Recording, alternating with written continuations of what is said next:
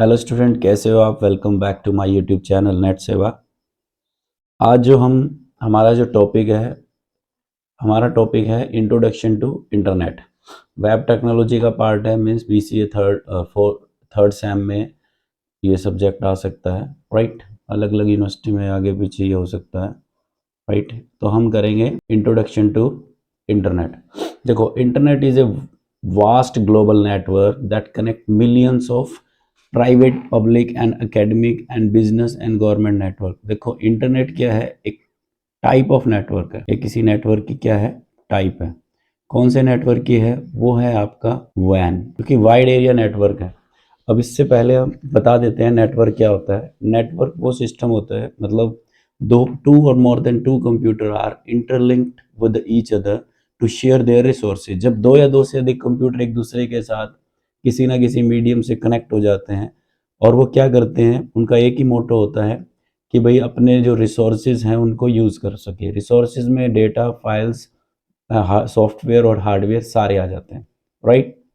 इस तरह से टाइप भी थी, जो कि इससे पहले क्वेश्चन कराया उसमें भी मैंने टाइप बताई है, लैन, मैन, वैन, राइट। लैन क्या होता है? एक ऑफिस बिल्डिंग का जो नेटवर्क होता है उसको हम लैन बोलते हैं। और मैन क्या होता है? एक सिटी का जो नेटवर्क होता है, या जो बैंकिंग की ब्रांचेज होती है वो एक सिटी में होती है, तो उसको हम मैन बोलते हैं। और जो वैन होता है वो होता है वाइड एरिया नेटवर्क, जिसकी कोई जियोग्राफिकल लिमिट नहीं होती, पूरे होल वर्ल्ड को एक ही नेटवर्क में कनेक्ट कर देता है। तो इंटरनेट को हम ग्लोबल नेटवर्क बोलते हैं। जैसे अब प्राइवेट नेटवर्क है, जैसे अपने कोई इंस्टीट्यूट है या यूनिवर्सिटी है, उसका एक नेटवर्क प्राइवेट नेटवर्क होगा। पब्लिक नेटवर्क कोई भी गवर्नमेंट का या एकेडमिशियंस का या बिजनेस का या गवर्नमेंट का कोई नेटवर्क है। जब ये सारे के सारे नेटवर्क जुड़ जाएंगे, जब आपका, हमारा, यूनिवर्सिटी का, गवर्नमेंट का, बिजनेसमैन जो है, वो सारे के सारे एक नेटवर्क के साथ कनेक्ट हो जाएंगे, तो ऑब्वियसली एक ग्लोबल नेटवर्क बनेगा वो। क्योंकि उसकी जियोग्राफिकल लिमिट कोई मेजरेबल नहीं है, अनलिमिटेड है, तो उसको हम क्या बोलेंगे? वैन बोलेंगे, right. It allows user to access and share and exchange the information across the world. देखो, वर्ल्ड आ गया ना, पूरे वर्ल्ड में आप डेटा को शेयर कर सकते हो, एक्सेस कर सकते हो। The internet is essential part of modern life. अब आपको आपके मोबाइल में ज़्यादातर टाइम आता नहीं यूटिलाइज करते हो या वेस्ट करते हो। मोस्ट ऑफ आप क्या करते हो? सोशल मीडिया देखते रहते हो, राइट। फेसबुक, व्हाट्सएप या कुछ ना कुछ देखते रहते हो।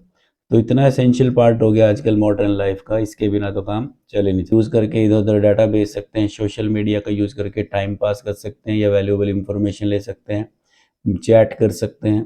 तो ये हमारे एंटरटेनमेंट के लिए भी यूज़फुल है। दूसरा, कॉमर्स। कॉमर्स में क्या है? ई कॉमर्स वेबसाइट है, प्लेटफॉर्म है, जिसके थ्रू आप क्या कर सकते हो? ऑनलाइन परचेज कर सकते हो कुछ भी। की कंपोनेंट ऑफ इंटरनेट। इंटरनेट के भी की कंपोनेंट होते हैं। की कंपोनेंट बोले तो इनके बिना ये टर्म्स हैं जो यूज होंगे। सबसे पहले आती है आपकी वेब। देखो, web stands for website. The world wide web is the one of the most widely use service of internet. ये इंटरनेट की सर्विस बोल रहे हैं कि भाई सबसे ज़्यादा यूज होने वाली सर्विस है। और मैं इसे क्या बोलता हूँ? World wide web is the easiest way to access the internet, right.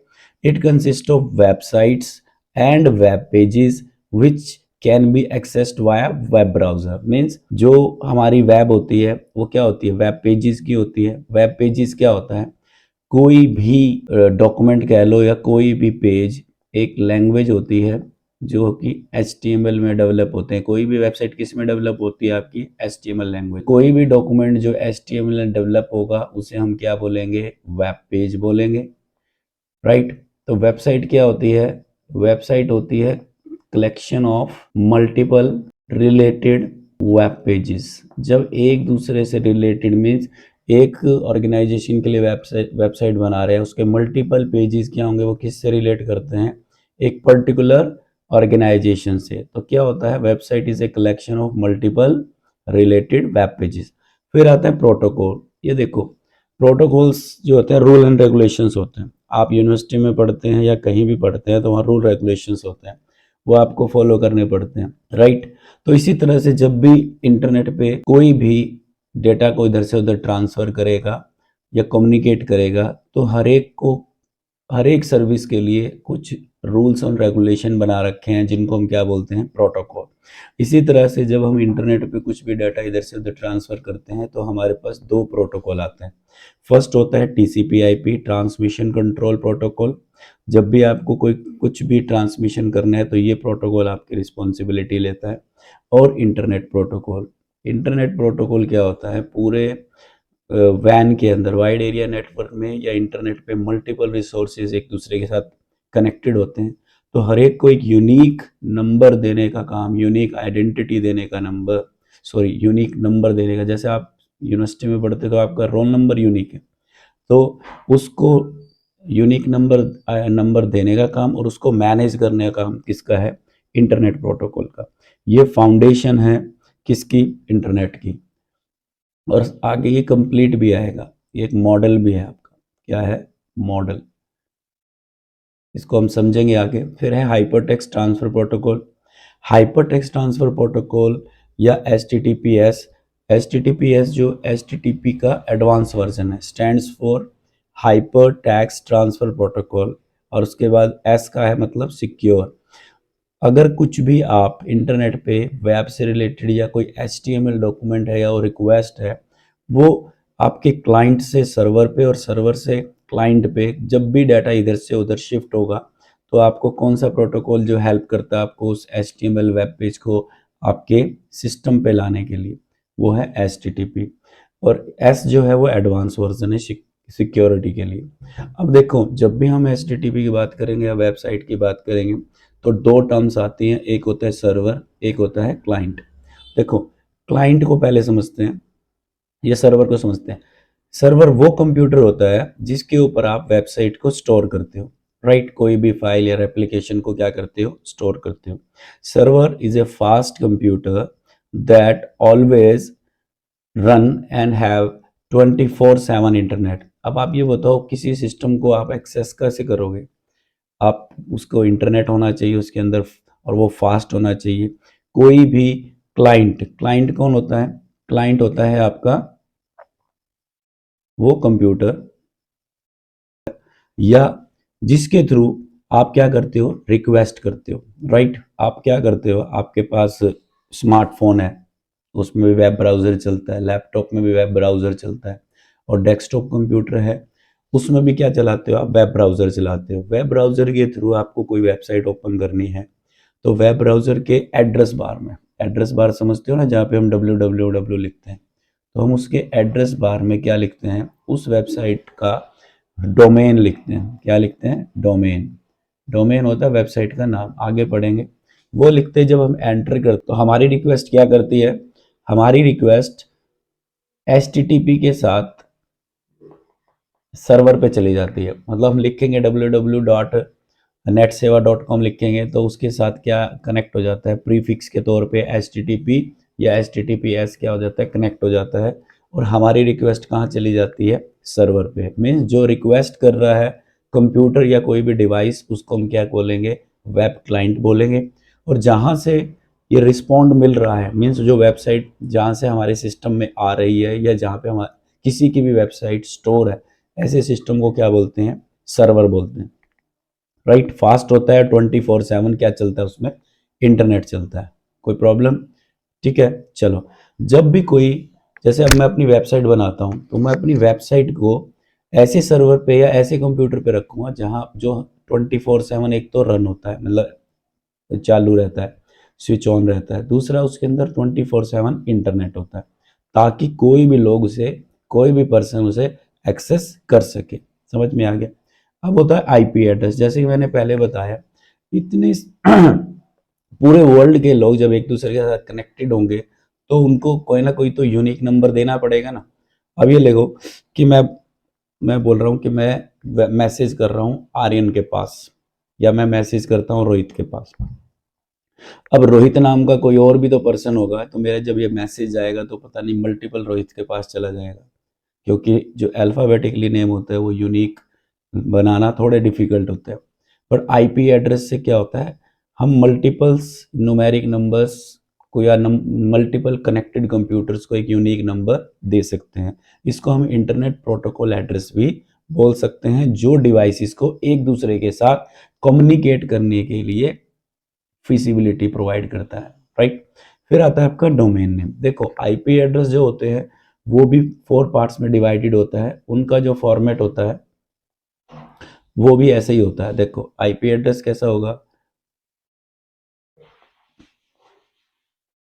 इस तरह से 4 पार्ट में डिवाइड होता है। कुछ भी आप, इनकी क्लासेस भी होती हैं, इस तरह से ये लगा लो एक नंबर है, ठीक है। ये आईपी एड्रेस है, इसको याद करना, लर्न करना बहुत मुश्किल है। तो डोमेन नेम ऐसा बनाया जो अल्फाबेटिकली है, और अल्फ होने के कारण ये इजीली लर्न भी हो जाता है यूजर्स को, राइट। तो डोमेन नेम कैसा होता है, domain name to make the website easier to remember, कोई भी वेबसाइट इजी टू रिमेंबर हो जाए तो डोमेन नेम होता है। डोमेन नेम ऐसा होता है www, फिर ऑर्गेनाइजेशन का नाम, फिर उसकी टाइप, और उसके बाद सर्वर का नाम। जैसे इसमें सर्वर का नाम नहीं आया है, अगर इसके साथ इन लगा दिया जाए तो जो ये example.com नाम की कोई भी वेबसाइट का जो नाम है, डोमेन है, उसका जो सर्वर है, मीन जो वो सर्वर काम कर रहा है वो कहाँ कर रहा है, इंडिया में कर रहा है, राइट। सेम इसी तरह से, जबकि आईपी एड्रेस हमारे से फाइंड आउट करना मुश्किल है, बट जो ये जो डोमेन नेम है ये सीधा आईपी एड्रेस में कन्वर्ट होता है। तो आईपी एड्रेस में कन्वर्ट करने का काम किसका होता है, डीएनएस का। आपके लिए क्वेश्चन और बन गया है, short question, what is DNS. DNS is used to convert the domain name into IP address, right. फिर आता है आपका इंटरनेट सर्विस प्रोवाइडर। अब जैसे कि क्लास लेता हूं तो कई बार बच्चों को ये भी नहीं पता होता आईएसपी क्या है। आईएसपी वो सर्विस है या वो कंपनीज होती हैं जो हमारे को इंटरनेट को एक्सेस करने की फैसिलिटी देती हैं। मीन्स आपके सिस्टम को इंटरनेट से कनेक्ट करा देती है, या आपकी डिवाइसेस को किससे कनेक्ट कर देती है, इंटरनेट से कनेक्ट कर देती है। इसके लिए एग्जांपल होते हैं, जैसे आजकल जियो हो गया, वोडाफोन हो गया, और एयरटेल हो गया। ये क्या है, आईएसपी। अगर आपके पास किसका किसी का भी फैसिलिटी ना होगी तो आप इंटरनेट कनेक्ट नहीं कर सकते हो। देखो हाउ इंटरनेट वर्क, इंटरनेट कैसे काम करता है, डेटा का ट्रांसमिशन होता है। When access a website your device send a request to the web server, data to the server hosting, जहाँ भी वो सर्वर है, the server process the request and send the appropriate data. Mean HTML page हुई, image हुई, video हुई, वो आपके system पे भेज देती है, मीन्स वेब क्लाइंट पे भेज देती है। राउटिंग एंड स्विचिंग, जब भी आपकी रिक्वेस्ट जाती है तो मल्टीपल यूजर्स कनेक्ट होते हैं, तो उनको बेस्ट रूट प्रोवाइड करना। जैसे अब हमें रोहतक से गोहाना जाना है, और ये पता है कि भाई वहाँ पे जाम लगा हुआ है टोल पे, तो हम क्या करेंगे, या तो चमारिया से निकल जाएंगे, ठीक है, या फिर कहाँ से, साथ में एक मकडोली है, जो भी गाँव है, वहाँ से निकल जाएंगे। तो बेस्ट रूट प्रोवाइड करने का काम भी इसको बोलते हैं राउटिंग। बट यहाँ पे वर्ड आया है routing and switching. Data travel through various routes and switch across the world which direct the data to its destination. उनका एक ही काम होता है कि डेटा को डेस्टिनेशन पे पहुंचाना। These devices ensure that data take the most efficient path to reach the user device। जो मैं बता रहा था वही हुआ है। डेस्टिनेशन पहुंचने के लिए, डेस्टिनेशन पे डाटा सेंड करने के लिए कौन सा बेस्ट पाथ है वो सिलेक्ट करना। Latency and speed, the speed of data transfer can be very depending upon the distance between the user. भाई स्पीड तो डिपेंड करेगी कि अगर सर्वर दूर है, तभी बोला जाता है कि अगर अपनी वेबसाइट होस्ट करो ना, तो आप क्या करो, इंडिया के सर्वर पे करो। अगर आपकी इंडिया की वेबसाइट है, पहले क्या था, इंडिया में सर्वर नहीं होते थे ज़्यादा, तो हम क्या करते थे, यूएसए कनाडा, यूएसए हुआ, सिंगापुर हुआ, उनके सर्वर पे होस्टिंग स्पेस लेते थे। होस्टिंग स्पेस मीन्स मैंने अपनी वेबसाइट को होस्ट करना है तो कितना स्पेस चाहिए मुझे, राइट।